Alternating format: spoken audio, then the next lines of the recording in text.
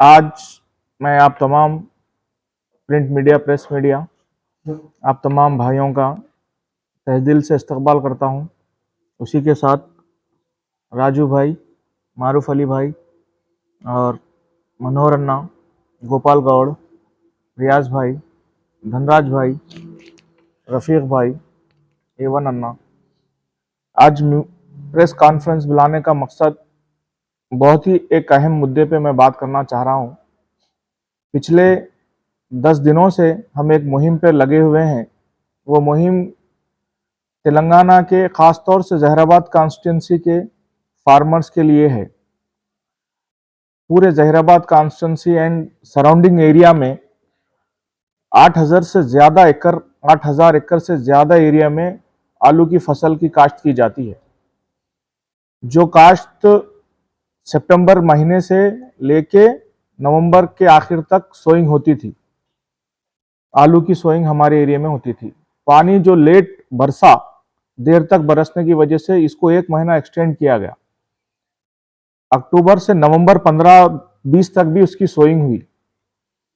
आज जो मार्केट में हालात है, जो उत्तर प्रदेश, मध्य प्रदेश से आलू आ रहा है, वो बहुत ही कम कीमत में हमारे मार्केटों में फरोख्त किया जा रहा है।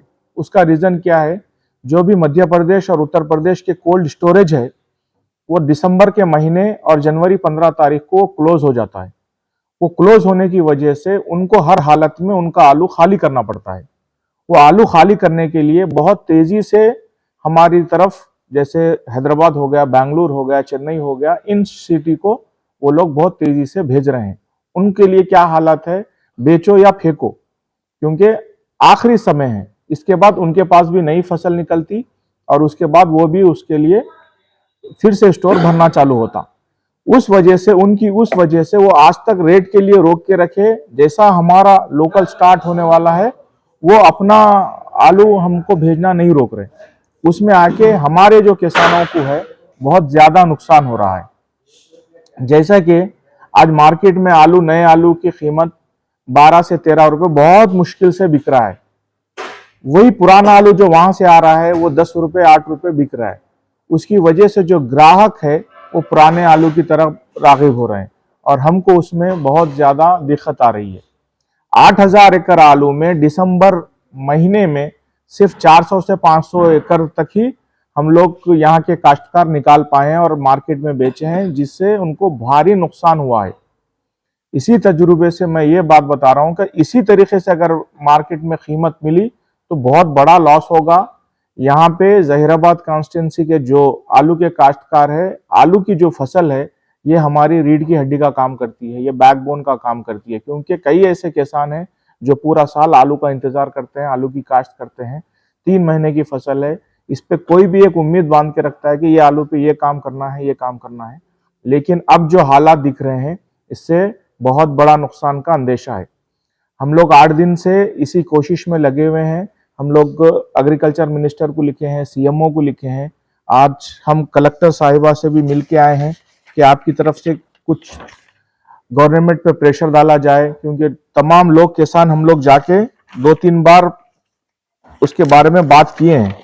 हमारे एमएलए मानिक राव साहब से भी मैं तफसीलात वो भी लिए हैं। वो भी सीएम साहब से मिलने की कोशिश कर रहे हैं इस बारे में। मैं खुद सीएमओ को मेल किया हूँ, लेटर लिखा हूँ। अब हमारा एक ही डिमांड है कि जनवरी और फरवरी 2 महीने बाहर के आलू पे रोक लगाया जाए। अगर, क्योंकि 2021 और 2022 में केसीआर साहब की हुकूमत में ये काम हुआ था। हम लोग जब बताए थे तो केसीआर साहब को समझ में आने पर उन्होंने मुकम्मल तौर पर, जब आलू का कीमत 12 रुपए मार्केट चल रही थी, वो रोकने से सीधा 18 से 20 रुपए मार्केट प्राइस आई और जब किसानों को बहुत सहूलियत फराहम हुई थी। इसके साथ ही आज अगर ये कानून लगाया जाए, कानून नहीं, एक टेम्पररी तौर पे बाहर का आने वाले आलू को, क्योंकि बुनियादी हक क्या है, वो नाकिस है, 2-3 दिन में डैमेज हो जा रहा है और वो फरवरी में स्टोर किया हुआ है, आज वो निकल के दिसंबर को हमारे बाजारों में आ रहा है। उसको एक बोरी के हिसाब से, किलो के हिसाब से भी नहीं, 400 रुपए, 300 रुपए बोरी के हिसाब से मार्केट में फरोख्त कर रहे हैं। उसको बेचने वाले लेके जाके वॉश धो के फिर से मार्केट में साफ है बोल के बेच रहे। जो कि सेहत के लिए भी मुजीर है। वो इसी का हमारा ये डिमांड है कि उसको रोका जाए और फ्रेश आलू को, हमारी आलू की कीमत लगाया जाए। अब जैसे कि आज बोयनपल्ली की मार्केट है, 6,000 बोरी बाहर का आलू आया, जबकि उसकी खपत, असली खपत है 6 से 7,000 सही कीमत से बिकता है। 6,000 सिर्फ बाहर का आलू आया, तो हमारा भी 6-7 हजार हमारा था। 12,000 बोरी एक ही दिन एक मार्केट में आया, तो कैसा दिखेगा।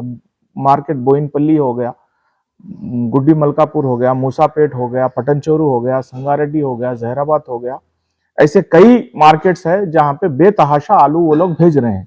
उसको हमको रुकाने की हमारी डिमांड है। इसी के साथ सिर्फ जहराबाद बोल के नहीं, सिद्दीपेट, रामायणपेट उस साइड भी लगभग 3,000 एकड़ आलू हमारे लोकल तेलंगाना के काश्तकार उसकी सोइंग करते हैं।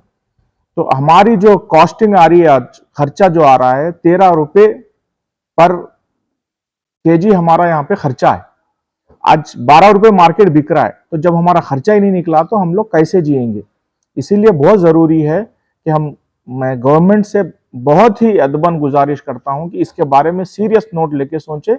ये कोई सियासी मकसद से बनाया गया इंटरव्यू नहीं है, ये किसानों के हित में है, किसानों के लिए है। क्योंकि हमारे जहराबाद के जो किसान हैं आलू पे बहुत ज्यादा मुनस्सिर है। किसी के पास 10 एकड़ है, किसी के पास 20 एकड़ है, किसी के पास 30 एकड़ है। जिसके पास जितनी हैसियत है, 80% जमीन में उसके पास आलू है। आज वो आलू को अगर कीमत नहीं मिल रही तो वो ज्यादा नुकसान में जाएगा। क्योंकि पिछले साल जो बारिश ज्यादा हुई, कई फसलों का नुकसान हम यहाँ पे झेले हैं। जैसे सोयाबीन है, उड़ीद की फसल है, मूंग की फसल है, हमको 1 रुपया भी उससे हम देखने में नहीं आया, सीधे सीधे नुकसान है। जो हेवी रेन जो आया यहाँ पे, तुअर की कई दालों की फसलें चले गई, और उसी के साथ हम चना भी लगाए, चने की भी फसल ठीक नहीं है। आलू की फसल सर्दी अच्छी है, आलू की फसल थोड़ी ठीक है। अगर सही मुनासिब कीमत हमको अगर मिल ली तो इंशाल्लाह कुछ बेहतर होगा। इसीलिए मैं हुकूमत से, आप तमाम मीडिया वालों से भी ये गुजारिश करता हूं कि इस न्यूज़ को, इस प्रेस कॉन्फ्रेंस को आप लोग अच्छे से लिखिए। और आप लोगों से गुजारिश यही है कि इसको हाईलाइट करने से मेरी आवाज़, ये जो रेस्पॉन्सिबल लोग हैं, उन तक अगर पहुंची और कुछ हो गया तो बहुत बेहतरीन होगा। मैं 8 दिन पहले सीएमओ से लेटर लिखा था, तो आज बोयनपल्ली मार्केट में भी एक मीटिंग हुई है, वहां भी हम लोग जाने वाले हैं। वो उसमें भी अगर कुछ बात हुई तो इंशाल्लाह उसके लिए कुछ बेहतर होगा। इसी के साथ मैं अपनी बात को खत्म करता हूँ। खुश।